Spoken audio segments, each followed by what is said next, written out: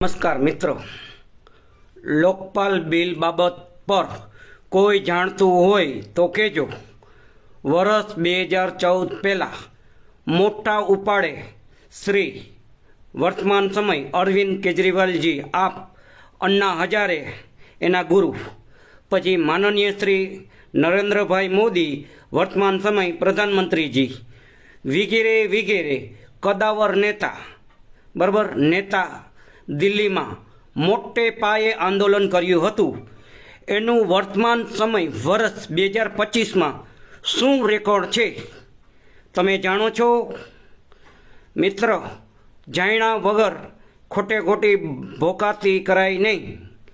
બીજું, સમાજ બહુ ન કરો। મુશ્કેલીના સમયમાં આ સમાજ કામ નથી આવતું।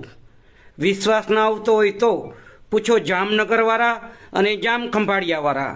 આ જામનગરવાળા પટેલ સમાજને પૂછી લ્યો અને જામ ખંભાળિયા સતવારા સમાજ લોકોને પૂછી લ્યો, તમને બધું સમજાઈ જશે। પણ કહેવાય છે ને કે 5 આંગળા એક હરખા ના હોય, એમ અમે કહીએ છીએ કે 5 આંગળા એક હરખા ના હોય, બરાબર।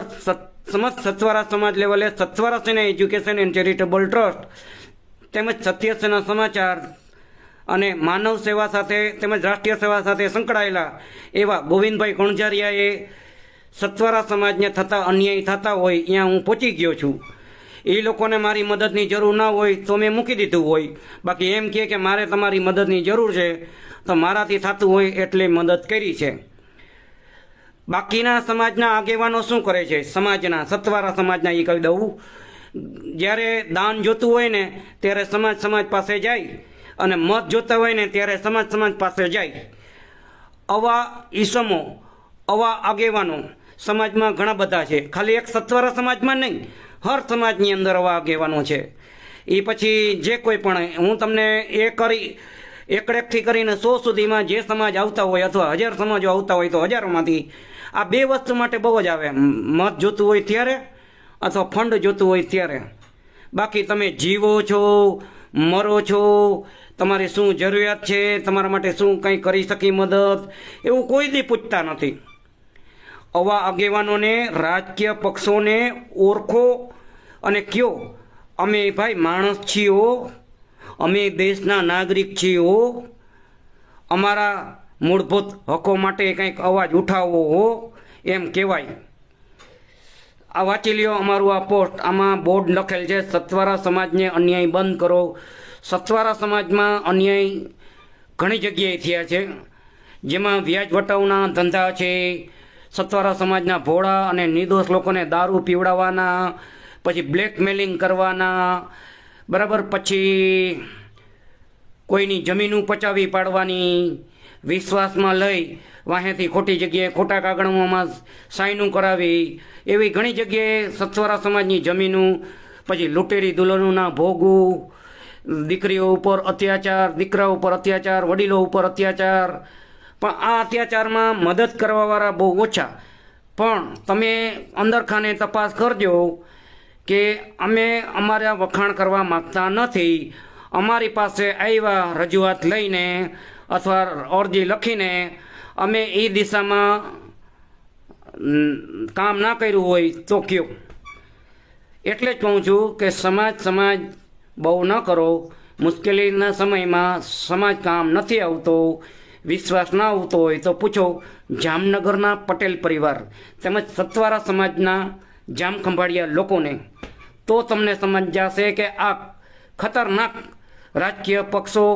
અને બીજું, આપણે વારે ફેરે એમ કહીએ છે આત્મનિર્ભર ભારત બનો, આત્મનિર્ભર ભારત બનો, પણ પોતે તો પોતાની પેન્ટ શર્ટ એ આપણા ખર્ચે લે છે, પગારે લે છે, બધાય ખર્ચા આપણા લે છે। દાખલા કે ધારાસભ્ય છે, શાસન સભ્ય છે, મંત્રીઓ છે, ખરેખર દેશના ટેક્સના પૈસાનો પગાર લે છે અને કામ કરે છે ને અડાણી, અંબાણી એવા ઉદ્યોગપતિઓની।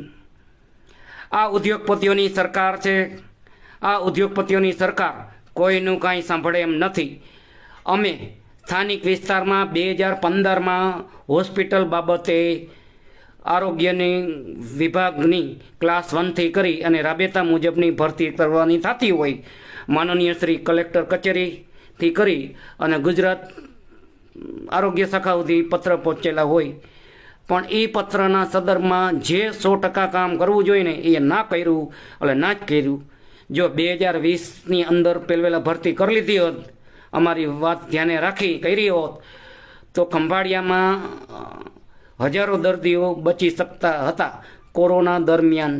બરાબર, આ સરકારની બેદરકારી, લાપરવાહી, ભ્રષ્ટાચારીના કારણે ઘણા બધા નિર્દોષ લોકોના જીવ ગયા છે.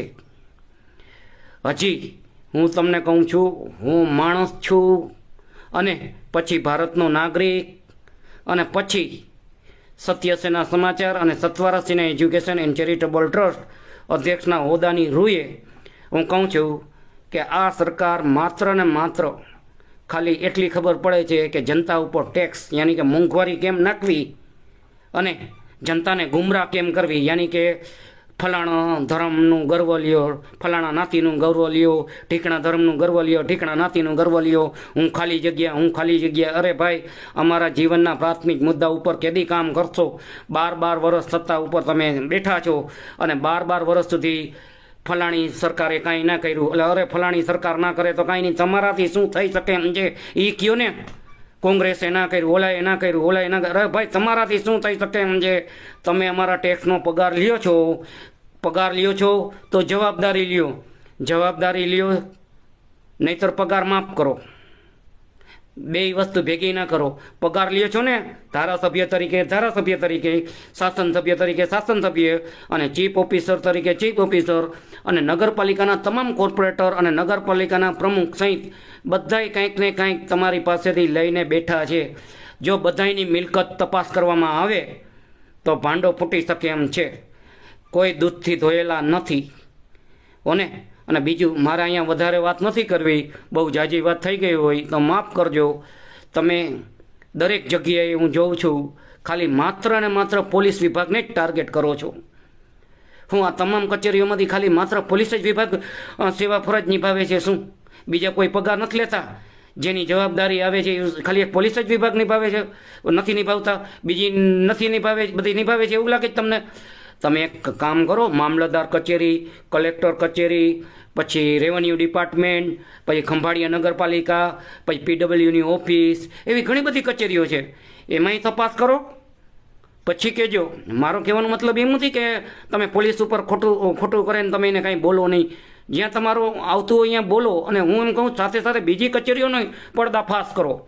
ખાલી માત્ર ટાર્ગેટ પોલીસ વિભાગનો ના કરો. અને ઘણા બધા પોલીસની અંદર હું આજ મારા જે કેવું છે બીજું 3 લીટીમાં,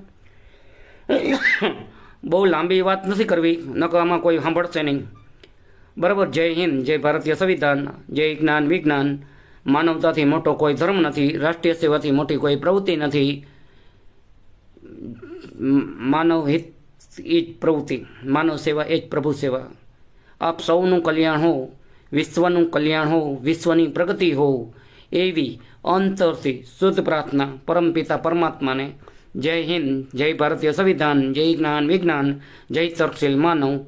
આપનો વિશ્વાસુ આ ટ્રસ્ટ અધ્યક્ષ લેખક ગોવિંદી કણજારિયા. નમસ્કાર.